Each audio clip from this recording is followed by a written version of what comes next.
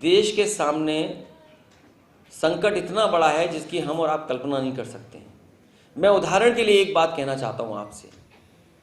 उत्तर प्रदेश में सरकारी कर्मचारियों का केवल एक विभाग का, उनके प्रोविडेंट फंड को इन्वेस्ट कर दिया गया था एक प्राइवेट फर्म में, और प्राइवेट फर्म वो डूब गई।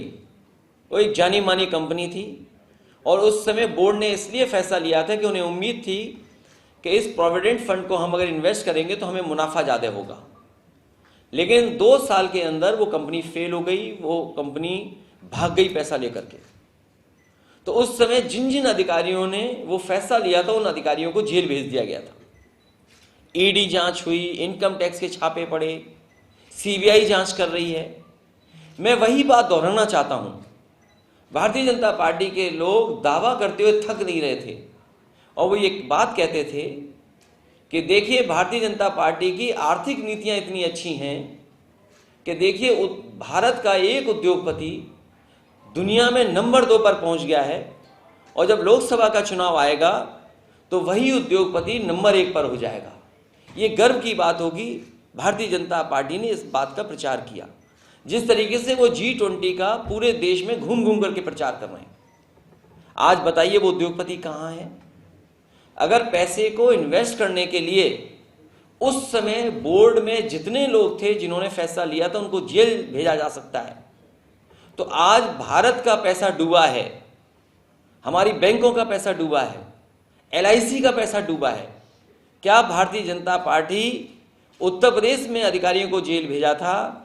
क्या SBI के और LIC के बड़े अधिकारियों को जेल भेजेगी कि नहीं भेजेगी? ये सबसे बड़ा सवाल है। और हमारी सीमाएं जिस तरीके से सिकुड़ रही हैं, जिस तरह से सूचनाएं मिल रही हैं सीमाओं को लेकर के कि लगातार देश के सामने संकट है, उसको भी सही तरीके से भारतीय जनता पार्टी देश के सामने नहीं रख रही है। और देश में चरम सीमा पर महंगाई, पूरे देश में कहा गया था कि महंगाई कम होगी। आज बताइए डीजल पेट्रोल की कीमत कहाँ है? इसका मुनाफा कहाँ जा रहा है? अगर डीजल पेट्रोल से जो मुनाफा पहुंच रहा है वो आखिरकार किसके पास जा रहा है? इसी तरह किसान को कहा गया था कि आय दोगुनी हो जाएगी। आप बताइए आय क्या किसानों की इस महंगाई में दोगुनी हो गई? उत्तर प्रदेश में आलू का जो किसान है वो बर्बाद हो गया। अभी जब बजट पढ़ा गया उत्तर प्रदेश में तो कहा गया कि आलू खरीदने के लिए 1000 करोड़ रुपए रखे गए हैं। मुझे लगा कि 1000 करोड़ जब बजट में पैसा रखा गया तो किसानों का मुनाफा देकर के आलू खरीदा गया होगा। सबसे ज़्यादा आलू कन्नौज में, फर्रुखाबाद में, आपके कानपुर देहात में, और देश का सबसे अच्छा आलू अगर कहीं होता है उत्तर प्रदेश में तो वो आगरा के आसपास एतमादपुर और उस तरफ होता है, खंदौली इलाके में। एक भी आलू कन्नौज से भारतीय जनता पार्टी की सरकार ने नहीं खरीदा। और बिजली का संकट हो गया तो सोचिए कोल्ड स्टोर्स की क्या हालत होगी। जब डीजल महंगा है तो कोल्ड स्टोर कैसे चलेंगे? तो इनका जवाब भारतीय जनता पार्टी के पास नहीं है। और अभी जो देश के आंकड़े हम देखें, अगर देश ये कहता है कि हम इतने $1 ट्रिलियन की इकॉनमी बना देंगे, अगर इतने $1 ट्रिलियन की इकॉनमी आप बनाएंगे तो उत्तर प्रदेश की अगर अर्थव्यवस्था नहीं बेहतर होगी तो आप कैसे देश की अर्थव्यवस्था को बेहतर कर लेंगे?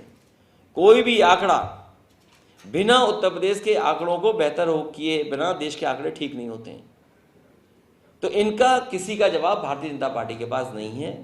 इसीलिए वो जनता को गुमराह करने के लिए समय समय पर नई चीज़ें करते हैं। मीडिया का साथ ले लेते हैं, अखबारों का साथ ले लेते हैं। मैं ये आपको कह सकता हूँ, मेरी खुशी की बात है कि पिछला चुनाव जब हुआ था, देश की इकलौती समाजवादी पार्टी होगी जिसने एड पर 1 रुपया नहीं खर्च किया। टीवी पर एड पर 1 रुपया खर्च नहीं किया, अखबार के एड पर 1 रुपया नहीं खर्च किया।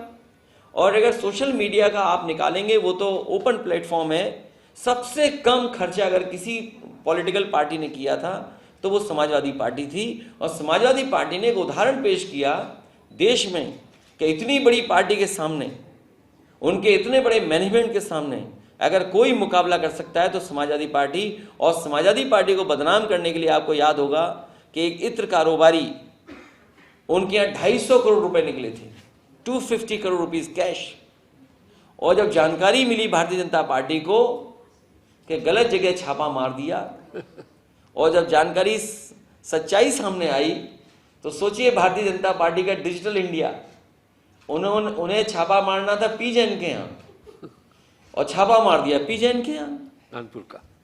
एक पी जैन थे कन्नौज में, उसी नाम के थे कानपुर में। तो उनकी छापा मारने वाली जो एजेंसी है ईडी, सीबीआई, इनकम टैक्स, वो कन्नौज न जाकर के कानपुर पहुंच गई, और बीजेपी ने अपने ही नेता के यहाँ छापा मार दिया। आपके यहाँ तो थोड़ा बहुत छापा मारा है, लेकिन वहाँ 250 करोड़ रुपए निकले थे। वो बीजेपी का नेता था।